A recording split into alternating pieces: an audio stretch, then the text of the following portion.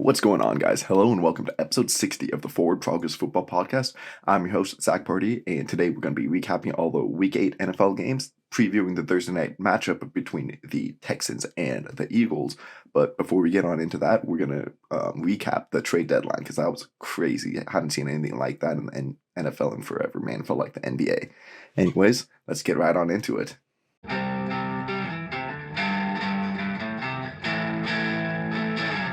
Alright, so I'm going to be talking about the top 9 trades that happened in the days coming and hours coming into the trade deadline. Just the biggest ones that I felt, because some of them are a little small, whatever. You can find analysis on that elsewhere, I guess. But we're going to start off with Roquan Smith being traded from the Bears to the Ravens for A.J. Klein, a second-round pick, and a fifth-round pick. I'm going to give this a B for the Ravens.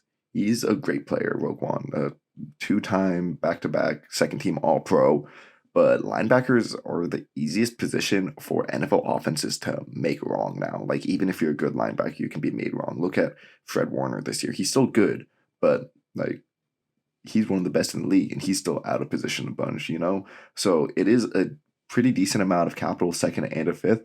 Plus, they're going to have to pay that big contract that Smith is requesting, probably the number one linebacker contract in the league.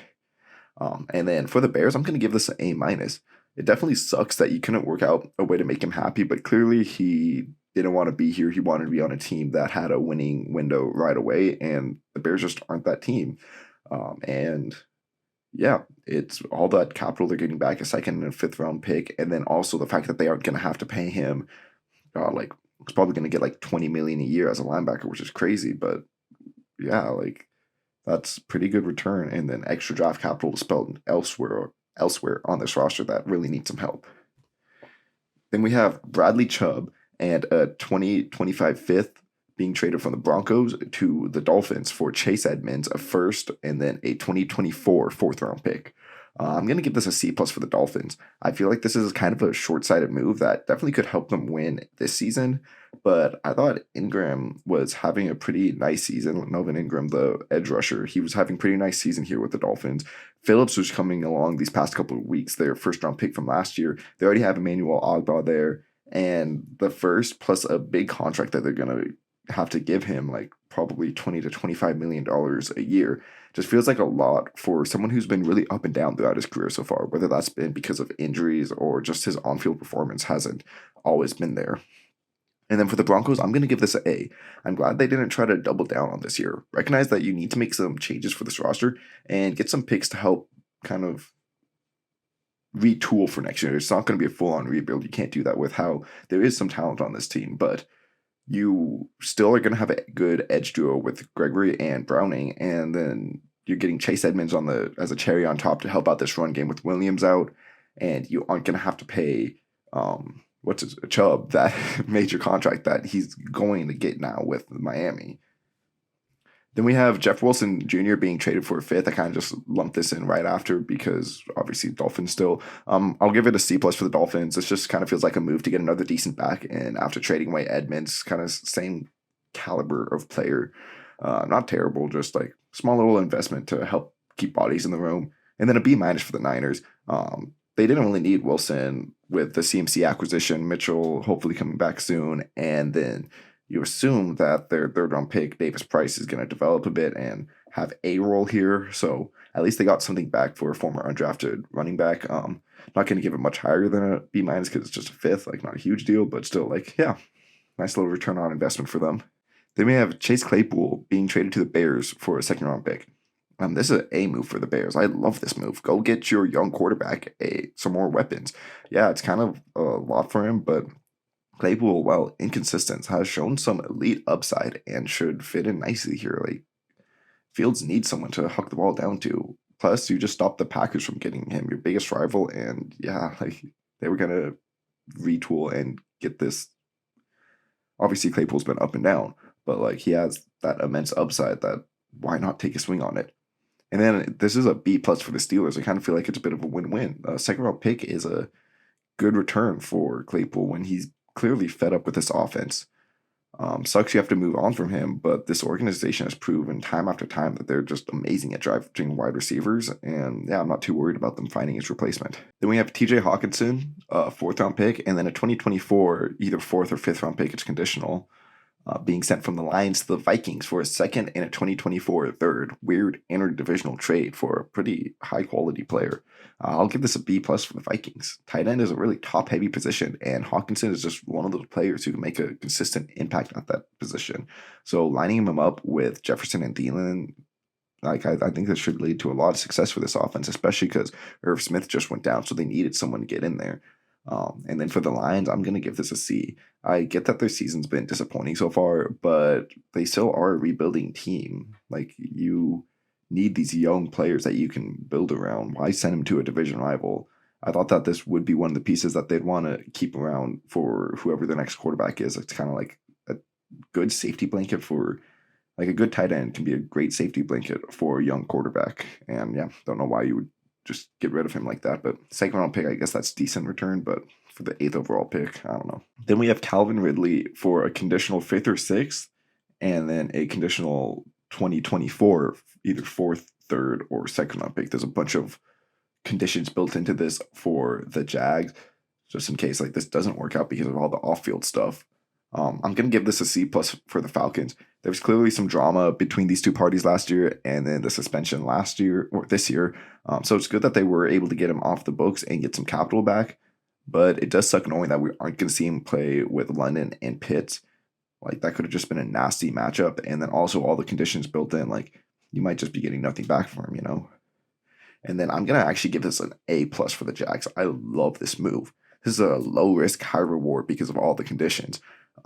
There's a chance that you only give up a 6th and a 4th round pick if this does blow up and like nothing really comes up from it. Like, that's the minimum that you're giving up.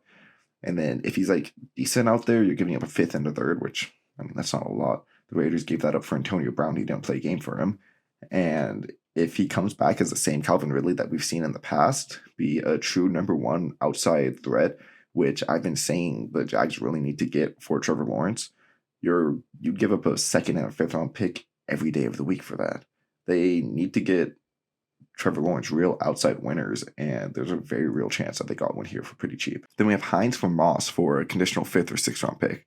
I'm going to give this a C for the Bills. I mean, it's not a terrible trade, buying low on a very talented player, but yeah, Hines hasn't really been anything special this year, and I thought Cook had his best game last week, so it's kind of just weird timing. Like, is he going to eat into Cook's carries and touches? Is he going to eat into Singletaries? Both? Like, how's this dynamic going to work out?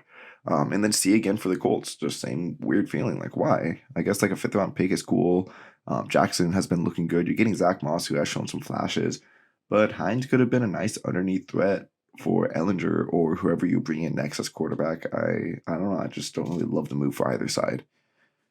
Then we have William Jackson III, and a 2025 conditional 7th round pick for a 2025 conditional 6th round pick. Pretty much just nothing. And I think this is a B plus move for the Steelers. This is a very nice buy low move for a player who has shown some good play in more man heavy systems in the past, like the Steelers run. There's a chance that he turns into a really quality starter here back in the AFC North. Or, of course, the more likely option, I think, is he's just no longer a good player. He had like that one good year as a rookie and kind of has been trailing off since then. They cut him before most of his money is due next year, and it cost them next to nothing to take a flyer on this guy. And then I'm giving this a D for the Commanders. I mean, I guess it's better than cutting him. You get a tiny bit better like draft position. But I'm not going to applaud for the Commanders for overpaying for a player, misusing him, and then dumping him after only a year and a half. Just, yeah. And then the last trade I want to talk about is Rashad Fenton for a conditional 7th round pick. So again, next to nothing. And this is an A move for the Falcons. Fenton has shown some decent play for a former 6th round pick. And with all the injuries to the secondary, he's going to be a good Band-Aid option until they get Hayward and Terrell back. And he's young. He has the chance to replace Hayward down the line. Like, this is only his 4th season. His rookie contract will expire after this, so we'll see if he does stick around here in Atlanta. But yeah, like half a season of starter level corner play, which they aren't getting right now. That's definitely worth a conditional 7th round pick, in my opinion. And then this is a D move for the Chiefs. They've already dealt with a lot of injuries at cornerback, albeit one was to Fenton himself. That's why he hasn't been playing as much. But they did bench him even when he was healthy in favor for the rookies. But this move still just makes zero sense for me. Like, why get rid of a young, cheap player on the final year of his deal? Like, he was a former 6th-round draft pick. There was almost no money tied to him, and definitely no money in the future tied to him. So I don't know. I feel like there must have been something going on behind the scenes here, because why not just keep him around for depth if one of your corners gets injured again? All right, now we're going to get into our game recaps, where I'm so hyped about this week. I needed a good week, and I finally got one. Going 13-2 straight up, 12-3 against the spread. So starting off with the game in London, we got the Jags facing the Broncos. Got that one right in both aspects. Broncos winning 21-17. The Broncos defense is just so dominant. Surtain is locked down, but they had a ton of guys step up today. Jewel played amazingly at linebacker, making some really big splash plays. Williams, the cornerback, had his best game as a Bronco. Draymond Jones had was allowing nothing in the ground game. Benito, he had a strip sack. That's another they just spent a 2nd-round pick on him, a 3rd edge rusher. Now with Chubb gone, that's what makes this move even better for the Broncos, in my opinion. Just some crazy performances that really helped propel them to this win.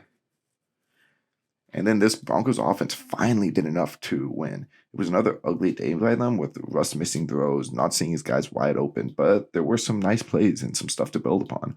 Dolchich looks like a future star at tight end, and they're getting hammered the ball more, which I love. He's a great deep threat, and he can use that speed both over top and underneath in the short game and stuff too. Russ, he did step up at the end, throwing that perfect ball to Hamler. We just need to see that more consistently. That's in there for him. He just, for whatever reason, that hasn't come out this season. And then for the Jags, this is a young team that needs to learn how to win.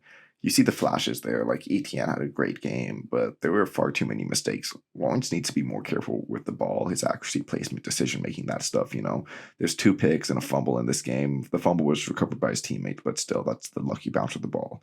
He's making these mistakes way too often, and it's costing his team games that they definitely could win, like this one. Then we have the Patriots at the Jets. Patriots winning 22-17, once again, both of those right. Zach Wilson, man, he's just so frustrating. He's oozing with raw talent. He has amazing escapability and can make some really nice throws with his feet set. But under pressure, he's just terrible. And behind this line right now, with all the injuries, that's a big problem. It felt like he was scrambling around back there every other drop back. And yeah, he created some nice plays to that, like a nice pass to Wilson early on. But most of the time, it was either throwaways or picks on attempted throwaways. It was just ugly. He's got to learn what to do in these situations and stop panicking and making these dumb mistakes. Credit to the Patriots, though, who put Wilson in this tough situation. Their pass rush was killing it, with Judon, Uche, Dietrich Wise all having incredible games. And then the coverage on the back end was just locking guys up in scramble drill situations. Wilson couldn't find his guys open on those scramble drills because secondary was glued all over them. And they really needed this performance because their offense stunk. Reed and Sauce had an incredible day once again, locking up these Patriots receivers. They had some nice gainers over the middle, but for the most part, they spoiled Mac Jones' full game return, holding him to under 200 yards, a touchdown, and a pick, with an ugly pick 6 negated by a questionable roughing the passer. Jones was also under constant pressure, but he did look a lot better, not making the mistakes that Wilson was in those situations. And Stevenson, he had a great game once again on the ground, leading to just enough field goals to beat the Jets. Then we have the Eagles at the Steelers. Eagles winning 35-13 once again. The Eagles cover and win. The Eagles just have so many ways to win, man. This time they did it through the air, with A.J. Brown just dominating Witherspoon and Jalen Hurts making some of the prettiest throws you'll ever see. It just felt like they could do nothing wrong, and all the Steelers could do was watch them work. Hurts just, I've definitely had my questions about him this season, even though he's looked good. This was the type of game that shut me up. And then defensively, they were amazing once again. Slay and Bradbury locking up their mans all days. Hargrave and Reddick leading this defensive line to 6 sacks. Edwards playing phenomenally again at his linebacker position. Just a masterclass against the Steelers offense that just had no chance. And yeah, Pickett just had no chance to do anything this game. Constantly under pressure, and when he wasn't, you could tell that the pressure was still in his head, affecting him. These receivers didn't really do much. Najee Harris is trying to show everyone why you don't draft a running back in the first round anymore. Like, yeah, he didn't have much room to operate, but if you're on Twitter, you saw that catch in space where he could have easily ran for the first, and he just kind of like froze there, didn't know what to do. Undrafted rookie free agent Jalen Warren had over double the yards per attempt than Harris. It feels like Harris is just like in his own head, overthinking, not trusting the holes provided, and he can't get anything going forwards for this team. And I think they seriously need to start thinking about giving Warren more touches if this is how Harris is going to be playing. Then we have the Bears at the Cowboys. Cowboys winning 49-29. Once again, pick the Cowboys to cover and win. Yeah, Dak looks healthy. He's back. Besides that, like, end of the half interception, which was a great play by Jackson too. He was on it all game, incredible. But what I think really won it for the Cowboys was Pollard and this offensive line. Pollard had 131 yards, 3 touchdowns off of 14 carries, 116 of those yards coming after contact. He should be Dallas's lead back going forwards. I don't know if he will because this team loves Zeke for whatever reason. Like, everything he's done so far has shown that he's a top 10 back, and he goes absolutely off when he finally gets his chance to be the lead guy for one game. For the Bears, like, at least their offense showed up again. Weird to say in a 20-point blowout, but they show some promise. They kind of have a similar situation though, as the Cowboys do with the running backs here. But like, every time I get ready to say that Herbert is better, Montgomery pops off the next week. So look out for that. But Fields, he's looking good again. Going against a really good Dallas defense, it just sucks that he was under so much pressure and didn't have the best receivers in this game. Like, I wonder, obviously the defense still gave a bunch of points, but how much of an impact would Claypool have made in this game? I really think the Bears have something here with Fields. I just hope that they don't mess it up. And then it's just weird that the Bears' offense was the better unit for them this game. Gibson was the only one who really could get any pressure against this Dallas O-line, and everyone else just got destroyed against the run. Vildor, he looked rough again like he did early on in the season after looking great these past couple weeks. Gordon, he looked like a rookie, and I thought Johnson had a nice day, but with the trading away of Smith, like, we'll have to see how big of an impact that has on this defense, which already is looking shaky. Then we have the Dolphins at the Lions. Dolphins winning 31-27, covering and winning, just like I predicted. The Lions came out on fire. Goff played great all game, but especially in the first half. Mostly in the first half, actually. And William Swift and this Lions offensive line was dominant, but big credit to the Dolphins. They made second half adjustments and showed up shut down in the ground game in the second half, especially. Gave Goff nowhere to go with the ball and gave their offense the opportunity to come back. And come back they did. Tua was amazing this game, like one of his best games ever. And these receivers, like, you freaking Tyreek Hill, every time Tua was wrong, Tyreek Hill still made him right. And there wasn't many times Tua was wrong. Was he perfect? No. He short-armed a couple throws. But that's just going to be what happened when you're trying to throw the ball halfway across the world to Tyreek Hill and Jalen Waddle. He still had a 93.9% adjusted completion percentage and never put the ball in harm's way. He came just about as close as you can to a perfect game, executing this offense, which really thrived leaning on Hill and Waddle. Like, if they play like this every week, no one is going to be able to stop them. However, it was still impressive how the Lions were keeping pace and being in a spot to steal a win. I think we can firmly put this loss, though, on the Lions coaches. They just came out flat in the second half, being shut out by the Dolphins adjustment. And there was an ugly sequence in the third quarter. Aruwariye was offsides twice in a row. The second one was just egregious. He was standing full yard offsides. Like, come on, man. And then when they get the ball back, 3 straight penalties to start off the drive, so it makes it 1st and 30. Like, what the hell are you supposed to do there? That's just inexcusable. And something I wouldn't expect from a Dan Campbell coach team. Like, I love Campbell like everyone else, and I want to see him next year, hopefully with a sick rookie quarterback, but you can't have your players making these dumb mistakes and be a one-win team and expect to be the coach still in year 3, especially when you look at Brian Dable and see what he's able to do in year 1. Like, I don't know. Then we have the Cardinals at the Vikings. Vikings winning 34-26, covering and winning. The Vikings have to be the least talked about 6-1 team ever. Because nothing about them is really super exciting outside of Justin Jefferson, which is to be expected, I guess, with like Kirk Cousins at quarterback. Like that's just not an exciting team, but they keep finding a way to win. Their ground game was incredible today. Cook finally surpassing that 100-yard mark, having 173 yards and 3 touchdowns as a team. And it looked like it was a very balanced passing game by Cousins, distributing the ball to whatever the defense was giving him.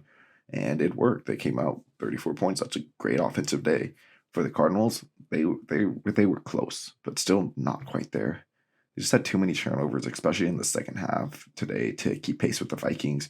I felt like they really are missing Brown as the second outside threat, opposite of Hopkins. And Kyler had a rough day, throwing a couple of picks and had a bit of that hero ball play that like doesn't turn out amazingly sometimes.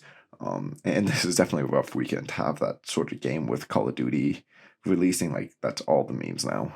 Defensively though, I thought they had a decent day, showing some promise despite the 34 points allowed, mostly because you're seeing some production out of their first round picks at linebacker. Collins definitely had a bad first half. Like he got destroyed by Munt on a block, like just walked backwards about 10 yards and picked a tiny bit apart in coverage, like 1 or 2 times. But his second half, he really stepped it up, started playing more physical, better in coverage. And then Simmons, he looked really comfortable out there today, playing that hybrid slot role, both playing like an outside backer and slot, bandit, whatever you want to call it. They really need these two guys to start to improve with all the investment that they put in them, and they can be very special players. But as I said with Roquan, like it's so easy to make the linebackers wrong in today's NFL, and that's just kind of what you're seeing. No matter how special and talented these guys are, it can be just rough for them sometimes. But hopefully, this is something that they can build upon going forwards and not have such a rough time out there. Then we have the Raiders at the Saints. Saints winning 24-0. Of course, this is the first game that I get wrong in both aspects. I picked my Raiders to win. But man, what a dominant game by the Saints defense. I want to give them the credit first before I become a sad Raiders fan. The Raiders came in red hot offensively and were shut out. The Saints finally looked like the dominant factor that we thought it would be this preseason. This pass rush went crazy with Jordan, Davenport, Turner all living in this backfield. Adams was shut out by a rookie. Like I think he had like 1 catch for 2 yards or whatever. Shut out by rookie Alontae Taylor. And they were confusing Carr all day, leading to some terrible mistakes by him. Like this was either this or the Chargers game earlier was the worst game by far. I'd probably say this game was his worst game. Definitely, yeah. They didn't even pass the 50-yard line with Carr. Like this was just tough to watch. And then on offense, they started off hot and then just kind of like controlled the clock and let their team win with complimentary football. Kamara scored his first 3 touchdowns of the season all today, making Perryman and Diablo look like high schoolers in coverage. Dalton didn't even really need to do much. He just got the ball into his hands of his playmakers and not make mistakes, which is exactly what the Saints want. And then for the Raiders, this almost puts them away with how bad this loss was. 2-5, like I think you can probably say their season's over. They've been competitive in every game up until now, but they just didn't show up to this one. Carr averaged 3.9 yards per attempt. Bailey had 100 yards, no touchdowns, and a pick. Jacobs, he only had 43 yards off 10 carries. The offensive line was just as bad as we thought it would be coming into this year. And then on defense, they only got pressure on Dalton twice. Either he would just get the ball out immediately to some wide open target, or the Raiders' pass rush would just be neutralized by the Saints' offensive line. I thought that they were turning their season around, and that was ugly. And sitting at 2-5 with the trade deadline now passed, I mean, I think it was ridiculous that they didn't make a move at the trade deadline. Like, there's a lot of veteran talent on this team where you should not be 2-5. And because of that, I think you either need to ship off some of the veteran talent and be like, okay, we aren't as good as we thought. Let's retool for next year. Or, hey, we aren't as good as we thought, but let's try to make a move. Like send, I don't know, get someone in here at least. I don't know who they could have even gone after, someone on defense, maybe like a William Jackson. Yeah, but just make some sort of move to try to improve this team. Or I think they should have been sellers, but that didn't happen, and we're going to have to continue on with these frustrating Raiders.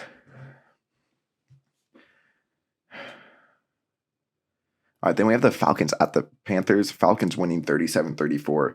I picked the Falcons to cover and win, so they didn't quite cover because of that ridiculous DJ Moore catch off PJ Walker's like one of the most beautiful deep balls you'll ever see.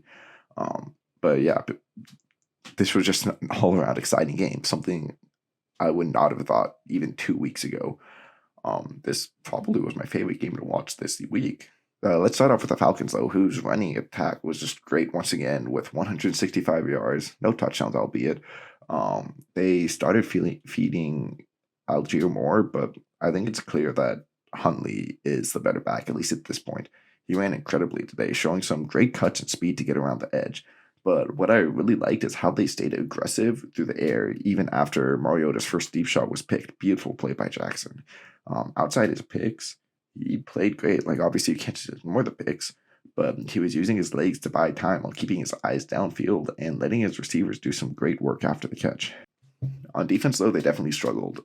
This is why they went out and traded for Fenton. Armstrong was up and down, to say the least, and Hall and Oliver weren't too much better. They definitely missed Terrell and Hayward back there, especially on that deep bomb to Moore at the end of the game. And this pass rush is still a problem, only getting 6 pressures against this Panthers offensive line, which has not been that good this year. But Carter did make one of the plays of the year. Lorenzo Carter, their edge rusher. It was a screenplay. He read it out. He stopped running, makes a leaping pick six right at the end of the half. Like, damn, if you didn't see it, go just look it up on YouTube. This team is clearly still rebuilding, but they're fun and sitting atop the NFC South right now, so good for them. And then for the Panthers, I think this was a great result. It was a fun, competitive game where you still lost. So, like, yay, draft position, you now have like a top 3 pick. This was exactly kind of what you wanted. Walker continues to impress, looking like he should get a shot at the quarterback spot next year. If you have a top 3 pick, I don't think he'll get it because you should definitely get CJ Stroud, Bryce Young, whoever's sitting there. Moore, he's a goon, as we all know, and they're getting Marshall more involved too, which is exciting because he has a hella upside, former second-round pick out of LSU. And Foreman was good too, showing us again that he has that ability to just always fall forwards while also showing some impressive elusiveness for a bigger back. But nothing, honestly, about his play individually truly wowed me. But as a unit, like, this offense was just working it on the ground. Those 100 yards, 3 touchdowns, I feel like that belongs a lot more to this offensive line who were just road graders up there. Like I said, they only allowed 6 pressures, and they got Foreman an average of 1.5 yards before contact per run and 2.2 yards before contact as a whole team. Their dominance was the reason the Panthers were in this game, and hopefully this is a performance to build upon for this young offensive line. Then we have the Titans at the Texans. The Titans winning 17-10. Pick the Titans to cover and win. Like, I think we can say Derrick Henry's fully back. I've been hesitant until now, but I don't know. Maybe also we just owned the Texans. 4 straight games of 200 yards, 2 touchdowns. That's unreal. Like, to have a game like that in your career is great. 4 straight games against the same team. That's ridiculous. Hilliard was incredible too. Their backup running back, 83 yards on 8 carries. This Texans run defense is a huge problem. They can't stop a fly, and they definitely can't stop Derrick Henry. It was so bad that Willis only attempted 1 pass in the second half, a pass that felt incomplete, and I never felt like the Texans had a shot on this one. Much of that is due to this offense. Their line was getting destroyed, and they couldn't create any space for Pierce to get going. Like, I mean, they literally did nothing for Pierce. He might have been just running into a brick wall every time. He had 35 yards, 40 of which came after contact. And Mills was bad today. Admittedly, he made a couple wild throws, like the crosser to Howard with Jeffrey Simmons right in his face was beautiful. And that bomb at the end of the game, in garbage time to Cooks. But besides those, he was missing throws left and right, throwing into coverage, and constantly drifting into pressure. Like, I'm sure it would help him a bunch if he had better receiver play and a run game to rely on, but this was just ugly by him. He's not a type of quarterback who can elevate a bad offense. But I don't want to take away from the Titans' impressive day. Simmons, Autry, and Tart, are they the best interior trio in the league? Like, interior defensive linemen, they were incredible up front, causing a ton of pressure and destroying this run game. McCreary and Fulton had their best games of the year at corner, And I think the Titans have a really underrated linebacker duo here in Long and Cole. I'm still not confident in them going forwards as a good team. This offense, like, they don't have a good passing offense at all. I'm disappointed they didn't make a move for like a DJ Moore or Chase Claypool, something like that. But it is nice to see this defense just dunk on a team that they should destroy. All right, then we have the Giants at the Seahawks. The Seahawks winning 27-13. I picked the Seahawks to cover and win. Dude, what the hell, Geno Smith? How has he been a backup all these years? He's playing incredible. I know his numbers weren't that impressive, but he did have 2 drops that should have resulted in another 50 yards and another touchdown. He's easily a top 10 quarterback, and this defense is really stepping up these past few weeks. Honestly, where they're sitting right now, it would be a disappointment for them to miss the playoffs, which is shocking seeing their over-under was 5.5, which I knew was too low going in. I was like, dude, the Seahawks are going to win more than 5 games. But I didn't think it was that bad of an over-under. Like, I thought it was like, yeah, they're going to win like 7 or 8. You know, they feel like a double-digit win team right now.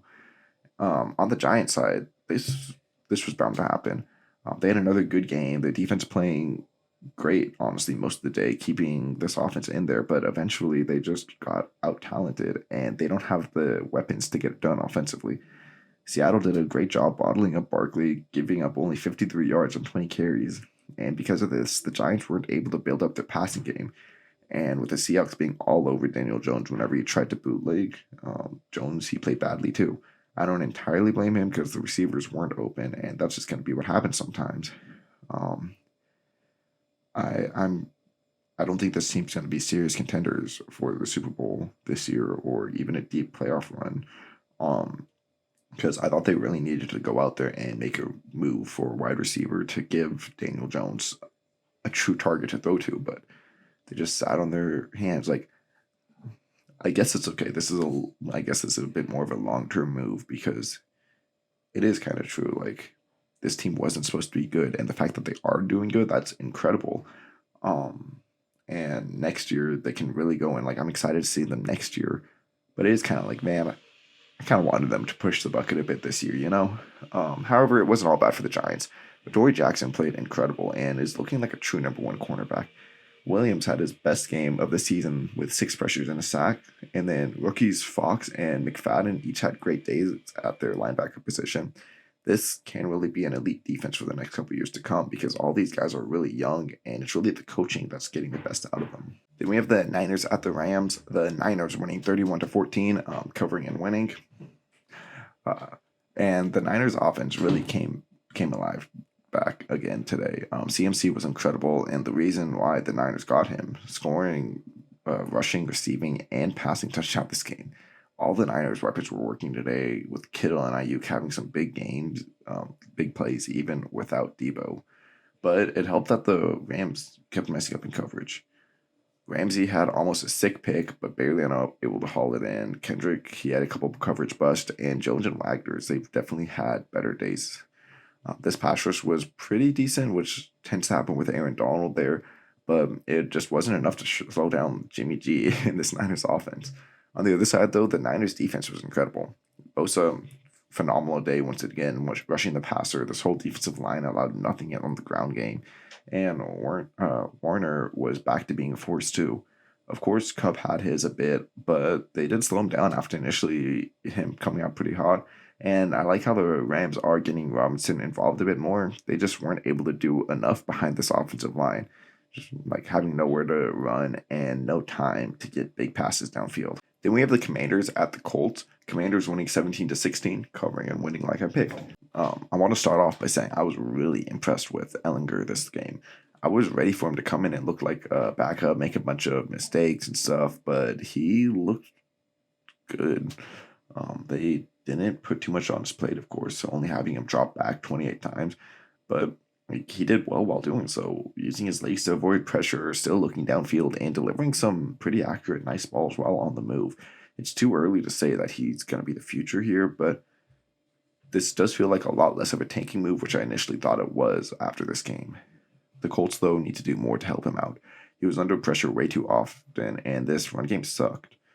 That Jonathan Taylor had no space to run, and when he did, he wasn't breaking tackles at his normal clip. He finally got one decent run and fumbles the ball. This game can't win, or this team can't win with Sam Ehlinger at the helm if they aren't helping out around him. Like, if he gets some help, he can be a pretty decent quarterback, but not like this. This was a great come from behind victory for the Commanders, though, who moved to 4-4 after, or 4-4 after I thought that they were dead in the water. Heineke has his problems, but he's exciting to watch and made just enough plays to will them to a victory. I really wish I could see McLaurin, though, with a good quarterback, because, man, he's special.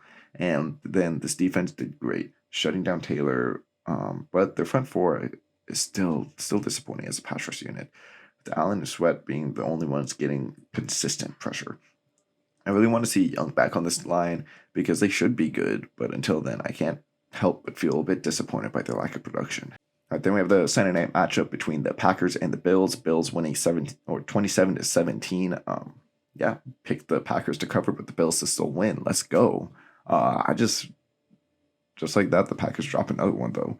However, I feel like I started to see some stuff I liked from them, oddly enough, in a 10-point loss, especially in the second half.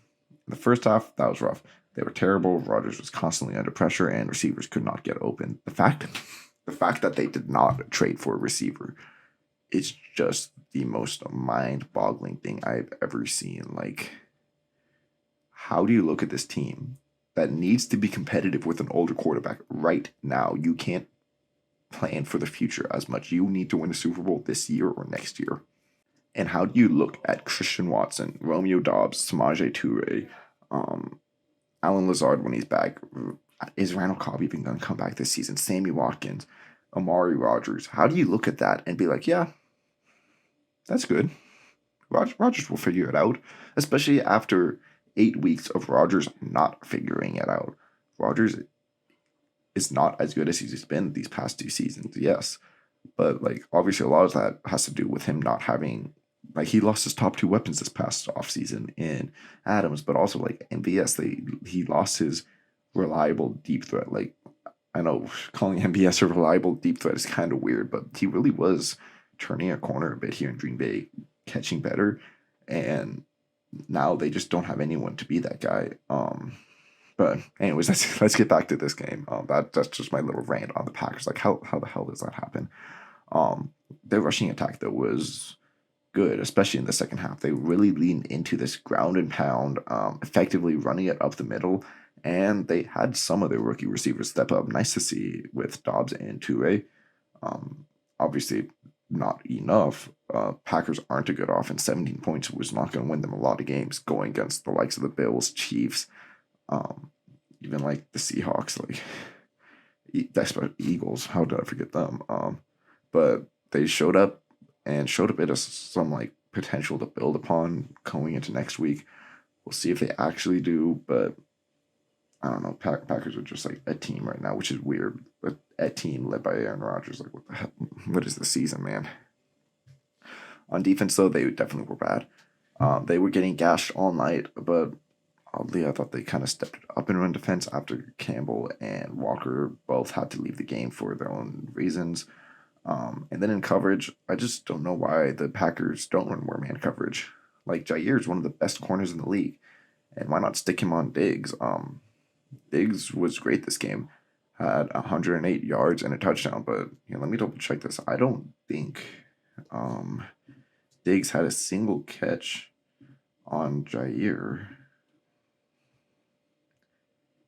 Yeah, Jair today, or Sunday night, was targeted 5 times, 4 times versus Davis, 1 time versus Shakir, and gave up nothing in coverage. Like, why not put him on him? Like, why not put your best guy on their best guy? Instead, you're putting up Rasul Douglas, who gave up 3 catches for 85 yards and a touchdown versus Stephon Diggs. Devondre Campbell, freaking linebacker, was covering Stephon Diggs more than Jair. 2 catches for 16 yards. Darnell Savage, okay, only at 1 target. Where else? Stokes gave up a 7-yard catch, first down. yeah, like I I don't understand this defense, man. You got one of the best players in the whole league. Freaking use him. But I don't want to take anything away from the Bills. They were dominant. Like yeah, the in the second half they definitely took their foot off the pedal. But I'm not too worried about those Josh Allen picks. I could be wrong, but honestly, they felt like to me just him wanting to have some fun, being loose with a big lead, like seeing what he can and can't get away from against a talented, albeit disappointing defense. Um, and he can get away with a lot of that stuff, but just made a couple of mistakes. Nothing today he did made me feel like he shouldn't be the MVP. He's a stud, and they started to get Cook more involved too. Um, this was the Cook that I thought we'd see when they drafted him, and I don't know why it took them so long to get going. And now I don't even know if he's gonna be if he's going forward with the Naheem Himes trade. Um, yeah. The only real problem I had with the Bills was their pass protection and then their run defense, both of which have been areas of strength for them so far this season, but were not this game to say the least. We'll have to see if this was like a 1 week problem going against the Packers, who do have relatively strong, like those are their strong suits. Or maybe the Packers exposed an area of weakness that other teams will be able to take advantage of. Then we have the Bengals at the Browns. This was one of the two games that I got fully wrong. I picked the Bengals to cover and win, but the Browns won 32-13. Maybe the Bengals do need Jamar Chase to be a functioning offense, because this was ugly. They went back to the Bengals offense that lacked the explosiveness and consistency. Like at first I thought, like, okay, they're gonna be fine. Burrow had a beautiful back shoulder throw to Chris Evans, but then Green had that pick off the tip from Myles Garrett, who was phenomenal. And that just like sucked the life out of them, not getting into the red zone until the fourth quarter. They couldn't run the ball to save their lives. And this Browns defense is not like they're known for their good run defense. If anything, they're known for the opposite. And Boyd Higgins did next to nothing outside of a couple big play touchdowns. However, yeah, credit to the Browns defense. They really stepped it up. Garrett looks pissed off that he's not more in the conversation for the defensive player of the year. With rookie Martin Emerson, the cornerback, he's a serious starter for this team. Like I didn't think he would be, but it should be him, Newsome, and Ward when he's healthy. Incredible day in coverage. Taki was all over the place, looking great at linebacker. And they all just kind of like played like a cohesive unit. The pass rush helping up the coverage, the run D allowing nothing, so the Bengals couldn't help set up the pass. Just one of the best games by the Browns defense all year, something that they really needed. And then on offense, they went back to what makes them dominant: 44 rushes, 172 yards, and 3 touchdowns. So when they did have Brissett pass, not too much was put on his plate. I mean, Brissett was good for the most part. He had that ugly interception, while Bell was like had him wrapped up, and he was just trying to like dump it off to I think it was Kareem Hunt there. But other than that, he was fine. I mean, it was pretty easy for him though, with Amari Cooper just being phenomenal, just constantly getting separation against these Bengals corners without Apple in there, who honestly probably wanted to face much better. This was a much needed dub for them to stay competitive in the AFC North when Deshaun Watson comes back in a few weeks. All right, so that's going to do it for the recap. As I said, it went 13-2 straight up, 12-3 against the spread. That brings my overall record to 7-52-1 against or overall, and then against the spread 56-65-2. All right, now moving on to our Thursday night preview. The Eagles are 14-point favorites going on to face the Texans.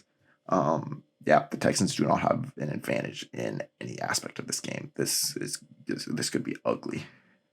Cooks is pissed that he wasn't traded at the deadline, so we'll see if he decides to ball out or bail out on this team. But even still, like, even if he's doubles down and is like, hey, I'm gonna ball the F out so that I get traded this offseason or something, I don't know. Slay and Bradbury are incredible. Like, he might not even have the ability to. This offensive line is gonna get eaten alive by the defensive line of the Eagles, leaving Mills no time to get the ball out and nowhere for Pierce to run. On defense, I don't see how they're going to be able to stop the Eagles at all. The secondary doesn't have the dogs to deal with Brown and Smith, and even if they do manage to slow them down, they've given up 314 yards and 2 touchdowns, and then 163 yards and 3 touchdowns the week before on the ground. The Eagles have shown the ability to win either with a dominant passing attack or just a suffocating run game. Like, there's no way the Texans win this game, right? But there is something about it just being like the Thursday night game that gives me a bit of pause. Like on paper, the Eagles, they should win 34-3 or something ridiculous like that. But on a short week where they know they're going to be such heavy favorites, how does this team come out and play? Do they still play hard, or is this going to be a bit of a trap game where they're kind of like lulled to sleep? I still think the Eagles win either way, but it could be something closer to like a 27-20 where you're like, okay, like the Texans are showing fight and it really means nothing down the line. It's just more of the Eagles not showing up as much as they should. But yeah, like I'm gonna pick the Texans to cover, but the Eagles still to win because there's just no way the Eagles don't win, right? All right, but that's gonna do it for today's episode. Um, let me know in the comments what do you think about the trades were made this season, especially if there's one for your team. Let me know how you did on your picks this week, and give me your picks for the Eagles and Texans game on Thursday. If you're on YouTube, leave a like and subscribe. Apple, Spotify, wherever else you might be getting this podcast. Give it a 5-star review. Go tell your friends, and yeah, I'll see you all next time.